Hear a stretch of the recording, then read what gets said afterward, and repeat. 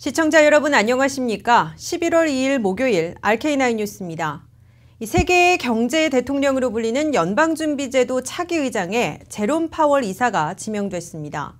경제 성장과 주가 등에 어떤 영향을 미치는지 잠시 후에 알아보고 오늘 뉴스는 공화당 감세안으로 시작합니다. 연소득 6만 달러의 4인 가정인 전형적인 중산층에게 현재보다 세금을 1,200달러 줄여주겠다는 하원 공화당의 세제개혁 법안이 공식 발표됐습니다. 하원 공화당의 감세와 일자리 법안은 전체 납세 계층을 4단계로 통합하고 기본 공제와 부양자녀 세제 혜택 등을 늘리겠다고 제안했습니다. 워싱턴에서 한면택 특파원이 보도합니다. 2018년 새해부터 10년간 1조 5천억 달러 세금을 깎아주겠다는 하원 공화당의 초대형 감세를 포함한 세제개혁 법안이 나왔습니다. 폴 라이언 하원의장이 이끄는 하원 공화당 지도부는 400쪽이 넘는 감세와 일자리 법안을 공식 발표하면서 미국의 전형적인 중산층인 연소득 5만 9천 달러에 부양자녀 2명을 둔 4인 가정의 경우 2018년 새해부터 현재보다 1,182달러의 세금을 줄여주게 된다고 강조했습니다. 하원 공화당 감세안에서 트럼프안보다 달라진 것은 법인세를 현행 35%에서 20%로 항구적으로 대폭이 나기 위해 최고 부자들의 개인 소득세율인 39.6%를 그대로 유지키로 한 겁니다.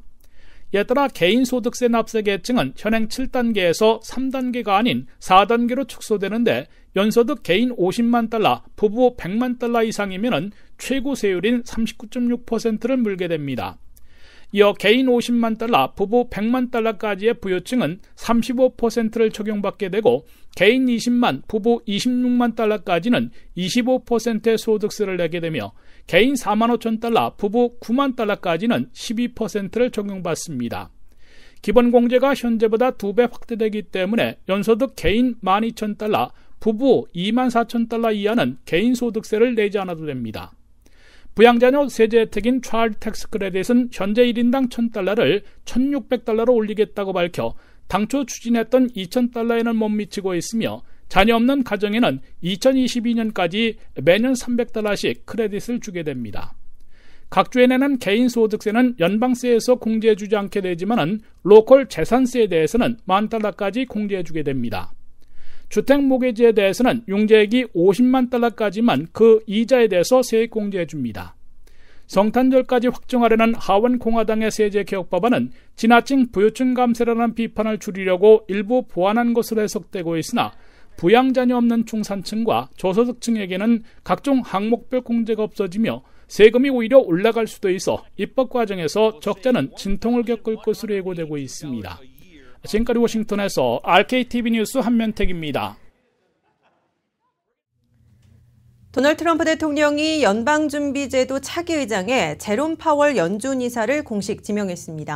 40년 만에 처음으로 제닛 옐런 현 의장을 재지명하지 않았지만 같은 성향의 인사를 낙점해 점진적인 금리 인상과 자산 축소 정책을 계속 시행할 것으로 보입니다. 보도에 김윤재 기자입니다. 내년 2월부터 미국의 중앙은행인 연방준비제도로 이끌게 되는 차기 의장에 제롬 파월 현 연준 이사가 공식 지명됐습니다.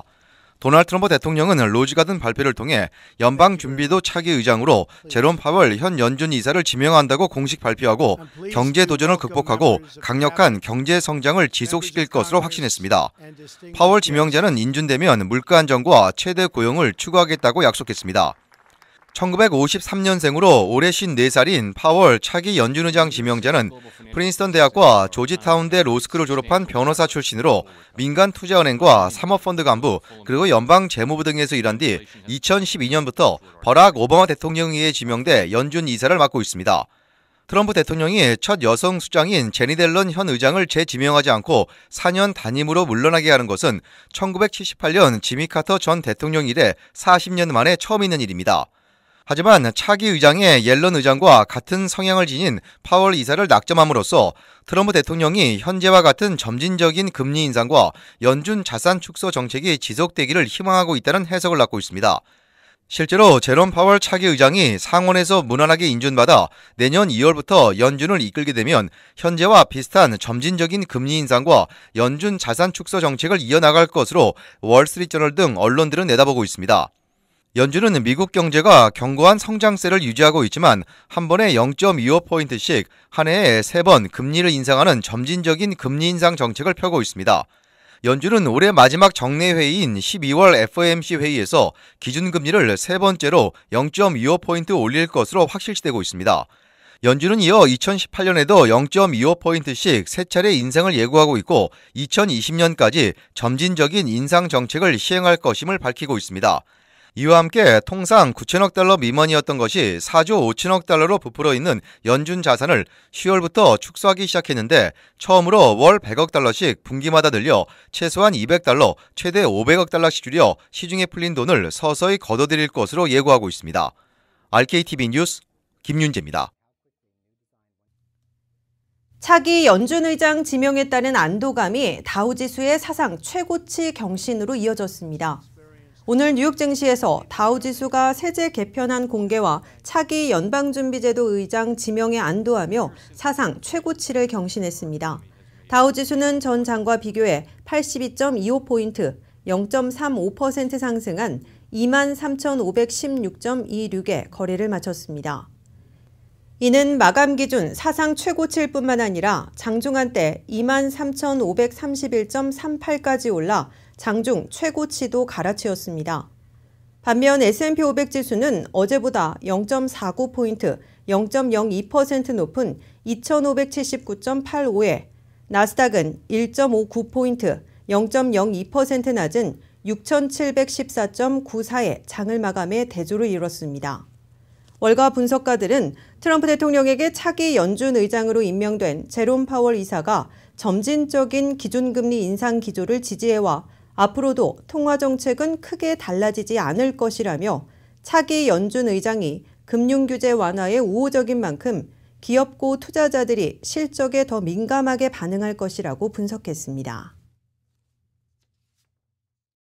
다음 소식입니다. 기대만큼이나 실망이 컸습니다. 어제 LA 다저스의 29년 만에 월드시리즈 우승을 응원하신 분들 많으셨을 텐데요. 비록 졌지만 다저스 팬들은 오랜만에 최고의 팀들 간의 멋진 경기를 볼 수 있었고 또 다음 시즌 다저스가 정상에 오르길 기대해보겠다는 반응입니다. 조한규 기자입니다. LA 다저스와 휴스턴 애스트로스 간 2017 월드시리즈 7차전이 열렸던 다저 스테디움과 이 역사적인 경기를 보기 위해 LA시 레스토랑 등 TV가 설치된 곳에는 많은 야구 팬들의 열광적인 응원 열기로 가득했습니다. 다저스의 29년 만에 월드시리즈 우승과 애스트로스의 창단 후 첫 월드시리즈 우승이라는 기념비적인 사건을 만들기 위한 두 팀 간의 경기력이 마지막 7차전까지 이끌었습니다. 비록 다저스가 7차전에서 애스트로스에 1대5로 패하며 우승 트로피를 거머쥐지는 못했지만 다저스 팬들은 이 역사적인 경기 그 순간을 즐기며 기념했습니다. No, we don't regret it. No, worth every penny. It's the World Series. We're huge Dodger First fans. Game 7. Yeah. So happy I came. It was worth every cent, every dollar I paid to come today to Game 7. It was amazing. LA 한인타운에서도 LA 다저스의 우승을 바라는 팬들의 응원전도 경기장에서만큼 뜨거웠습니다. 하지만 무기력한 경기 속에 다저스가 패하자 패배의 원인을 분석하며 안타까워하는 팬심도 느낄 수 있었습니다.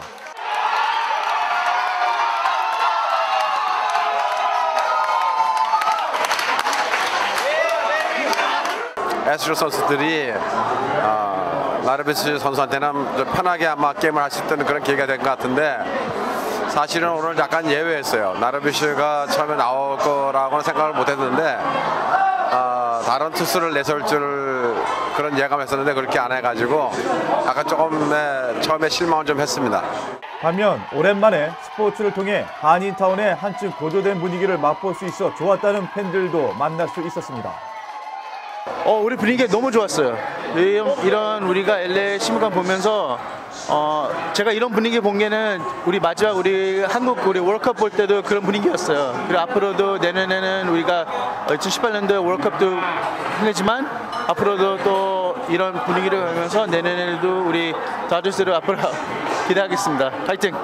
LA 다저스의 월드 시리즈 경기를 AM 1540 라디오 코리아에서 최영호 해설위원과 이현준 캐스터의 진행으로 사상 첫 한국어로 생중계하며 또 다른 경기의 맛을 경험할 수 있도록 한 것은 LA 한인 방송사의 한 획을 그은 이정표로 평가되고 있습니다. RKTV 뉴스 조한규입니다. LA 다저스의 월드 시리즈 우승 좌절로 씁쓸한 사람이 또 한 명 있죠. 류현진 선수입니다. 이번 포스트 시즌에서 엔트리에 들지 못해 덕아웃에서 동료들을 응원만 했던 류현진도 아쉬움이 누구보다 컸을 텐데요. 어깨 수술 이후 복귀한 첫 해 갈수록 안정감을 보였던 류현진이기에 내년 시즌에 대한 전망은 희망적이라고 볼 수 있습니다. 다저스와 1년 계약이 남아있는 류현진은 다음 시즌 어느 자리에 있을까 기대해 보겠습니다. LA 다저스가 어제 월드시리즈 우승을 놓쳐 아쉬움을 남긴 가운데 LA 다저스 외야수 야시엘 푸이그는 그 아쉬움에 더해 빈집털이 피해까지 당했습니다. LAPD는 어젯밤 엔시노에 위치한 야시엘 푸이그의 저택에 빈집털이범들이 창문을 깨고 침입해 금품을 훔쳐 달아났다고 밝혔습니다. 사건은 어제 월드시리즈 7차전 경기가 열리는 동안 발생했습니다. 연예 전문지 TMZ에 따르면 빈집털이범들이 푸이그 집에 침입한 순간 보안 알람이 울렸고 그러자 이들은 급히 보석만 훔쳐 달아났습니다. 이들의 범행은 CCTV에 고스란히 담겨 있습니다. 푸이그 집은 지난 3월에도 17만 달러치 금품이 털리기도 했습니다. RK9 뉴스 잠시 후에 계속됩니다.